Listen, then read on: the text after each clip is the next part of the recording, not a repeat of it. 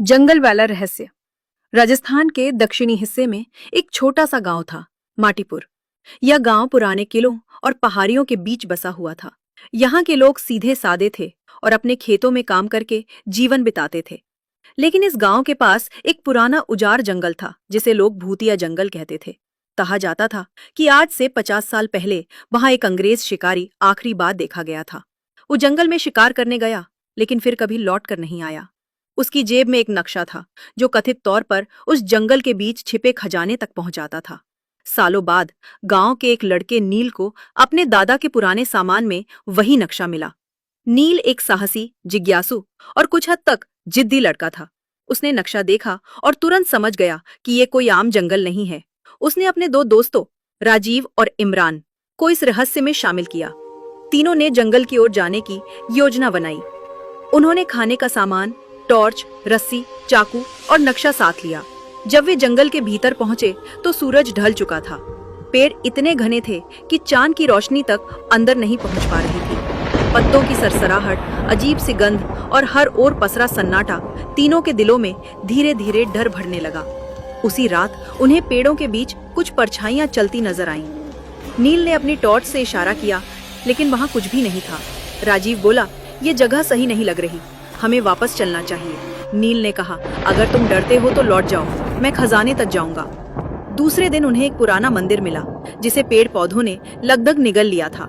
उसके सामने एक टूटा हुआ शिलालेख था, जिस पर लिखा था, जो सच्चाई की राह चले वो बचेगा, जो लालच में आए वो खो जाएगा। तभी अचानक एक जोर की हवा चली और मंदिर का दरवाजा अपने आप खुल गया। अंदर घुसते ही उन्हें बहुत ठंड महसूस हुई। इमरान को चक्कर आने लगा और वो बेहोश हो गया। राजीव ने नील से कहा, हमने बहुत बड़ी गलती कर दी है, ये जंगल हमें जिंदा नहीं छोड़ेगा। उसी रात नील को एक सपना आया। एक महिला सफेद साड़ी में, लंबी चोटी, उसके पास आई और बोली, तू मेरा वादा तोड़ेगा तो मैं तुझे खुद से जोड़ लूंगी। नील चौंक कर उठा। देखा, राजीव और इमरान सो नहीं रहे थे। वे आंखें खोलकर एक निगाह से पेड़ों को देख रहे थे, मानो किसी के वश में हुए। नील ने जैसे ही उन्हें छछोड़ा, वे बेसुध होकर गिर पड़े। तभी उसे महसूस हुआ कि कोई उसे देख रहा है। वो भागा, एक खाई में गिरने ही वाला था कि अचानक एक अदृश्य हाथ ने उसे खींच लिया। नील को समझ में आया कि ये जंगल असल में एक शापित स्थान है। अंग्रेज शिकारी ने यहाँ के आदिवासियों की जमीन हथियाने की कोशिश की थी। उसी के विरोध में एक आदिवासी पुजारी ने जंगल को शाप दिया। अब जो भी लालच लेकर आएगा, उसकी आत्मा यही कैद हो जाएगी। नील ने जैसे तैसे मंदिर लौटकर खजाने की दिशा छोड़ दी और प्रार्थना की कि वो सिर्फ अपने दोस्तों को बचाना चाहता है। धीरे धीरे जंगल शांत हुआ। राजीव और इमरान को होश आया और मंदिर का द्वार बंद हो गया। तीनों लड़के किसी तरह बाहर निकले। नील ने वो नक्शा नदी में बहा दिया। गांव लौटने के बाद उन्होंने किसी से भी उस रात की पूरी सच्चाई नहीं बताई।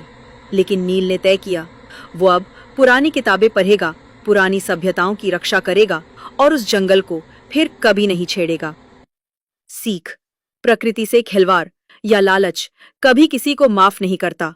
हर रहस्य का पीछा करना जरूरी नहीं।